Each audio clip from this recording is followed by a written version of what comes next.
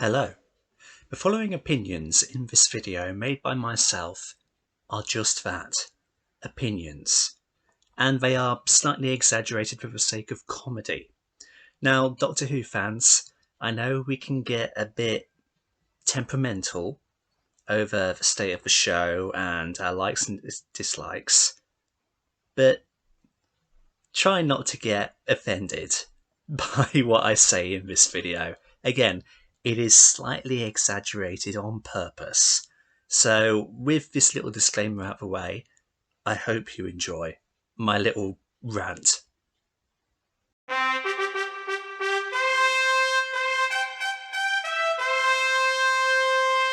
If you don't mind, I would like to shift gears from Star Wars to Doctor Who. Oh, okay. Oh. Go for it. Bit of a disappointment So that was the 57th anniversary. I know, yeah, they could have done a bit more, couldn't they, really? Yeah. Is that your But point? anyway, yeah. No, that wasn't my whole point. God, no. A certain Mr. John Barrowman He's back, yeah. is in the thoughts spring off point discussion. My What- thoughts are I've known this since the end of series 12. my thoughts are this is not news. This was Okay. leaked months ago. Was it? I never saw the leak. It was it's a BBC's own fault. It was a surprise to me. Because, like, at the end of the series, they released this video on YouTube where Jodie and Mandip, was it like it was an eating competition, wasn't it? Was it the Chubby Bunny Challenge or something? Oh yeah, I didn't see it. They did that. They were all wearing clothes that they hadn't worn throughout the series so far. And John was glimpsed in the crowd watching them, despite the fact that he had gone on record just before saying that he hadn't actually met Jodie. So it kind of, we all put two and two together after seeing that, and we all went, "Oh, well, okay, he's in the Christmas special then." But no, we all knew it. It's not news. Oh, okay. I didn't. It was a surprise to me. Oh, dude, I was excited. All they come out with for the 57th anniversary is a 5-second shot of Jack. Like, come on. But like, you see, 57 isn't as sexy a number as 50 or 60. No, but it's the anniversary. They could give us like a minute-long trailer or something. But no, 5 bleeding seconds of John Barrowman's stupid face going, "I've missed that sound." 5 seconds on the 57th anniversary. I want more, and I know I shouldn't. It may be a stupid face, but it's also a sexy face. It's a fucking sexy piece of man. Bradley, you got competition. John Barrowman does kind of make me wet.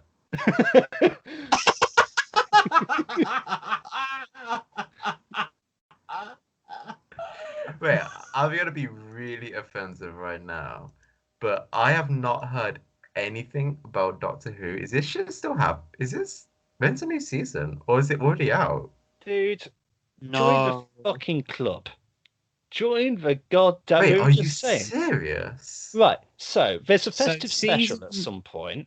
We don't know if it's Christmas or New Year. Could be either. Who knows? And then, like, that's all we know. I'm guessing probably New Year. That's my guess. What's going on? Like, I thought we should have a new season by now. Series 13 is filming at the minute. But we had Series 12 at the start of the year. Okay.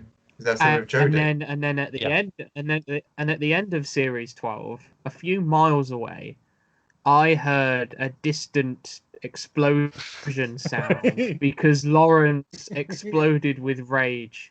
And I didn't need to be in the room with Lawrence. What happened, Lawrence? What happened? I could just hear it from like a million miles away. Lawrence wasn't keen. Lawrence wasn't that keen on it, was you? When people decide to completely fuck the canon, I don't like it. I didn't mind it, Bradley. Put it this way, but Lawrence Wait, is this? Lawrence Oh hated it. my god, is this the stuff where the Doctor's actually like been tortured, and then, man, trust me, I don't quote me on this, but it's like it started off as she's, a woman who got tortured or some stupid shit like that. Well, first of all, first she was an Irish bloke with ginger hair, and then she's Jesus. No, she wasn't, but she's basically Time Lord Jesus. Yeah, because she like gets reincarnated, right? Lawrence's face. I love it. Oh, you can see my face. So how about that? That's a first. You couldn't see my face last week. Literally, I remember. I think I had watched this, or at least watched like a breakdown of it, and I was like, you know what? I'm never watching this show. Because I don't know if you knew this, Anthony, but like Lawrence he sent me like the best tier list of Doctor Who. Yeah, I remember at the end of uni, third he year. gave you like a tier list, right? Yeah, and I actually watched all of these, and I enjoyed quite a few of them. And I was like, okay, Doctor Who is pretty cool, actually, sometimes. But then I heard this stuff about them like retconning their canon of she was actually a woman at the very first. And I was like, you know what? Nah, fuck this show. This show is stupid as fuck. That's not what pissed Lawrence off.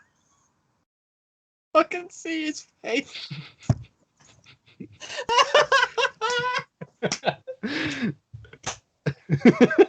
I can just hear you clapping. Can you tell me, Lars? What happened again? I want to remind myself why I'm watching this stupid show. Go on, drag up the hurt and the hatred. Do what must be done. Good Lawrence. It makes you stronger. It makes me feel like I'm I've got my popcorn. I'm gonna sit back. Tell me. I have no problem with the Doctor having led lives before the first Doctor. That is not the problem. Because that has its ties in things from yesteryear.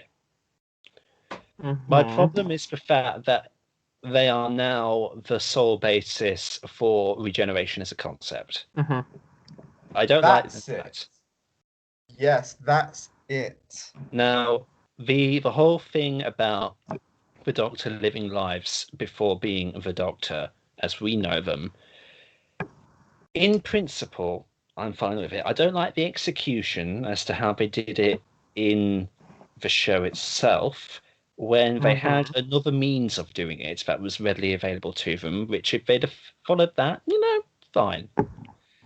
That other way was a being called the Other, and the Other was one of the founding fathers of Gallifrey, alongside Rassilon and Omega.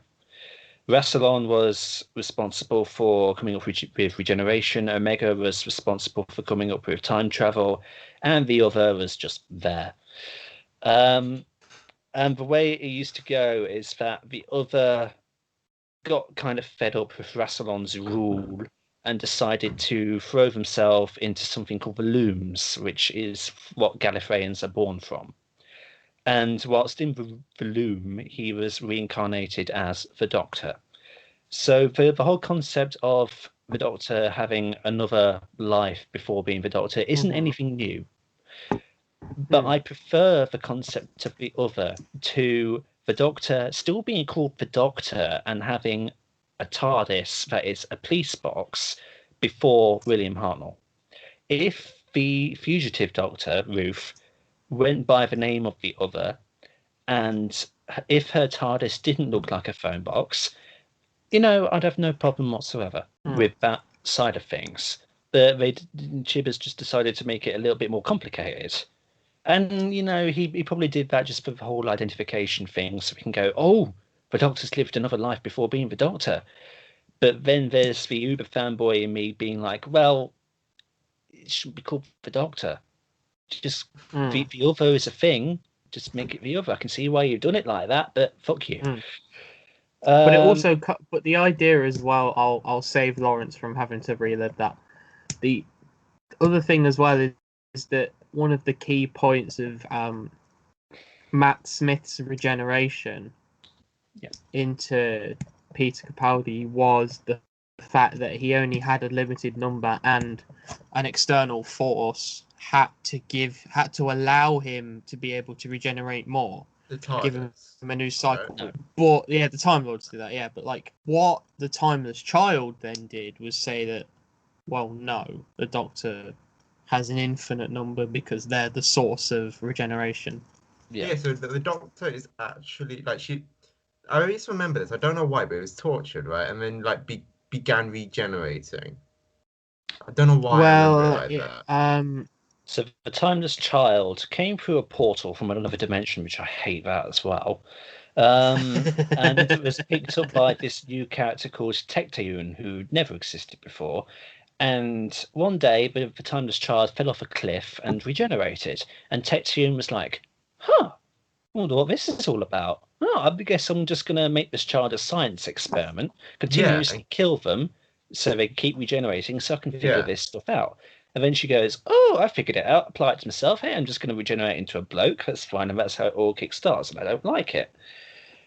And then the whole idea is that I'm going to call the Ruth incarnation the other, just so my brain doesn't bleed anymore. So at some point, they recapture the other and they regress them back into a child from which the First Doctor, as we know them, has their life. So it kind of, I don't mind it, but I get why people are annoyed. Why can't it just be a fun show about time travel? When I was growing up, because I stopped watching this show when I was like, as soon as I think Matt Smith was done, that's when I stopped watching, I think. Or maybe I began to stop watching during Matt Smith. Oh, this is such a fun show. And then it just began to become a bit retarded, honestly.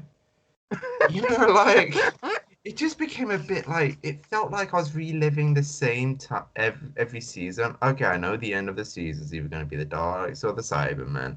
Okay, repeat. And it was like, okay, I'm done. The series 12 finale as a whole is pretty good, actually. If you subtract the Timeless Children stuff from it, it's good. The whole Cyberman threat and everything, great stuff. It's just the execution. Like, if they'd have altered a few things, if the Fugitive Doctor and all of that were referred to as the other, and if they hadn't put in the whole thing about them being basically the Messiah of Gallifrey, then perfectly fine episode. I don't know. I don't know what makes me more cross, that or Hellbent.